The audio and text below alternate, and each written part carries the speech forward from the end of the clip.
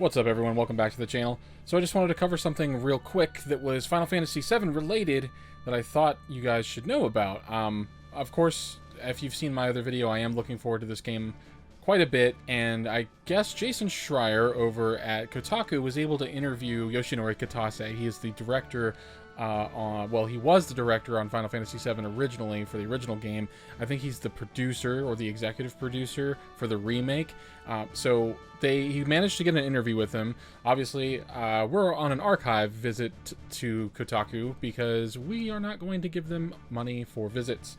But I wanted to go over this information with you just because I thought it would be relevant. Now, what he's saying in the article, to give it a quick summation before we get into it, is this game that we're getting in March, this is only part 1. Now, originally, I thought that meant, I don't know if other people believe this, but I thought that that meant that when they announced at the gameplay reveal last night, or 2 nights ago now, that it was going to be a game that was split into 2 Blu-ray discs that you were getting in, that we're getting in March. I thought that meant that the Midgar section was going to be like the first half of this game. It was all going to be on one disc, and then you'd have the rest of the game on another disc. Apparently, that's not the case. Apparently, what we're getting, those 2 discs or whatever for the Blu-ray coming out in March, that's all the Midgar section.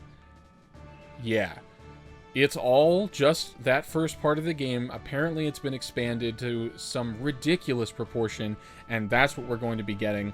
So this information is pretty new. He just was able to get a hold of this today, so we don't really know how much this is going to change, how much the story is going to change. It's going to evolve, but he was able to play the game. He mostly talks about going over some of the demo that he was able to experience, but when he was able to interview Kitase here, he says,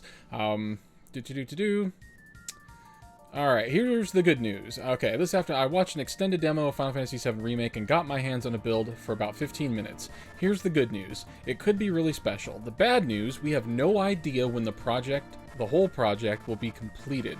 We can't reveal that many details about this, producer Yoshinori Kitase said when I asked him today about how many games will be in the series. We know that the first one is set entirely in Midgar, and that according to Square Enix, it's the size of an entire numbered Final Fantasy game. Holy crap balls. That is insane.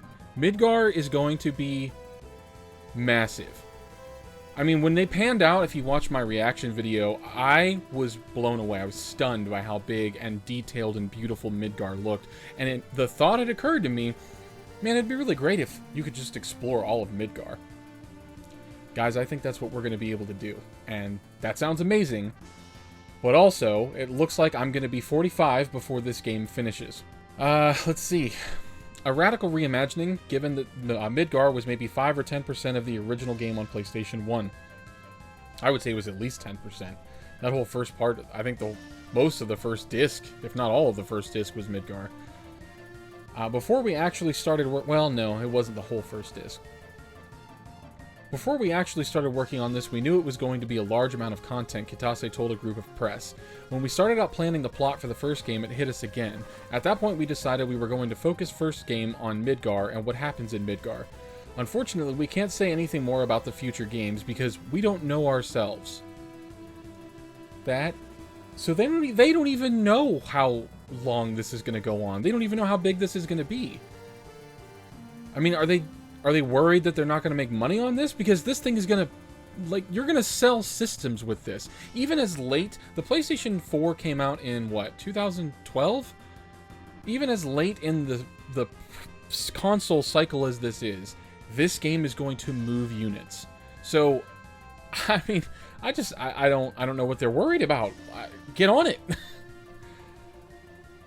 Kitase added that the development team is simultaneously finishing Final Fantasy VII Remake's first game, which will be out in March, while planning game number 2.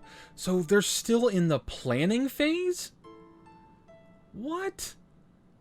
That's ridiculous. Now, this basically corroborates stuff we've heard before, right? That they had taken the game from a third-party developer that was making this, and they brought it in-house because they saw the way that it was being made and they weren't happy with it. So that confirms a lot of what people were saying about that. Following a brief presentation during which Kitase and his team demonstrated a build of the first few moments of the game, which looked great, I got to play a demo that takes place within the first Maka reactor. I hacked and slashed through some enemies, climbed down some ladders, and fought a reimagined version of the Scorpion robot, Final Fantasy VII's first boss. The best way to describe Final Fantasy VII Remake is fleshed out. It's like the PlayStation 1 version of Final Fantasy VII was an outline, and this is the final paper. Wow, that's a pretty punchy line there, Jason.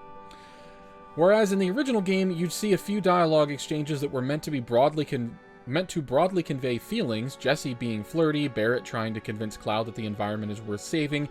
Here, there are fleshed out conversations, genuine personality, and dialogue with a surprising amount of warmth. There are some clunky lines in there, but it's fun to watch.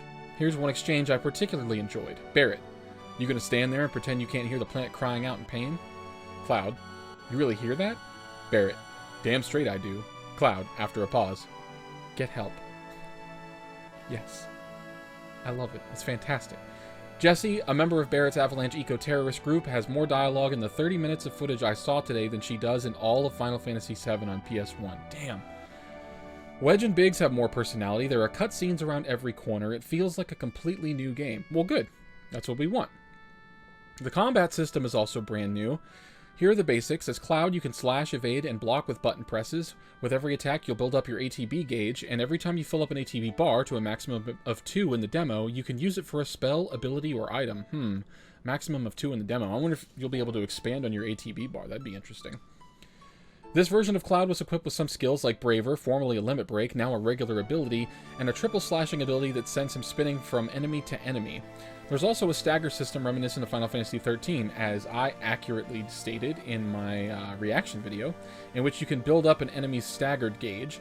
When it fills up, you'll do bonus damage, 160% in the demo. As a result of this system, it doesn't feel like a hack and slash game. It's got a very, very different vibe than, say, Kingdom Hearts 3. Good. Just mashing the square button doesn't seem like an effective strategy in Final Fantasy VII's new combat system. I knew it. I was arguing on Twitter that, you know, people are saying, oh, it's just a hack and slash game. Oh, it's just going to be Devil May Cry. It didn't look that way at all. You don't do a ton. It looked, like I said in my reaction video, it looks like a bit of Baldur's Gate sprinkled in with the hacking and slashing. You don't do a ton of damage with standard attacks. From what I've watched and played, getting through fights requires frequent use of abilities and swapping between your characters. In this case, using Cloud to take out short-range enemies and Barrett to gun down sentries from a distance. As you play, the music swells in and out, transitioning between enhanced versions of classic Final Fantasy VII tracks based on your current state. The combat weaves in and out naturally rather than following a hard transition the way it once did. Okay. The frame rate isn't great. Okay, well, they need to fix that. At least in this build.